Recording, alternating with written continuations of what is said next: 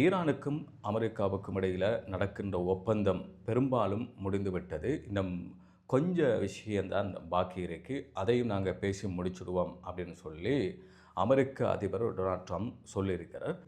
எப்போ ஈரானுக்கும் அமெரிக்காவுக்கும் இடையிலான யுத்தம், போர் நிறுத்தம், உடன்படிக்கைகள் எப்போ முடிவுக்கு வரும், அது எப்போ ஏற்றுக்கொள்ளப்படும் அப்படிங்கிற விஷயமெல்லாம் உலகளவில் பேசப்பட்டது. இப்போ அமெரிக்க ஜனாதிபதி டொனால்ட் ட்ரம்ப் இந்த விஷயத்தை சொல்லியிருக்கிறார்.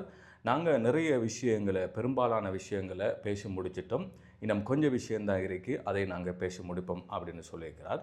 அமெரிக்காவும் இஸ்ரேலும் இணைந்து ஈரான் மீது தாக்குதல் நடத்தியது.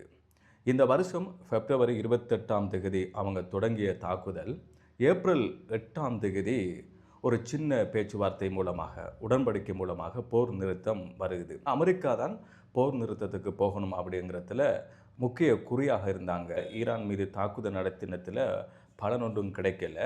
ஈரான் மீது தாக்குதல் நடத்தினத்தில் மூக்குடைப்பட்டது தான் மிச்சமாக போனது.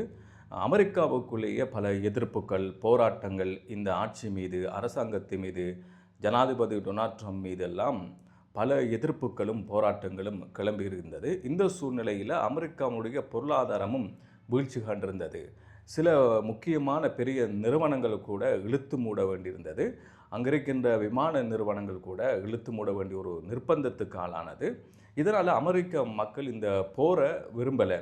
எப்படியோ மிக இலகுவாக முடிச்சிடலாம், போரை வெற்றி கொள்ளலாம் அப்படின்னு சொல்லி தான் அமெரிக்க ஜனாதிபதி நினைச்சார். ஆனால் ஈரானுடைய பலவீனத்தை அவர் அறியாமக்கு போர ஆரம்பித்தார்.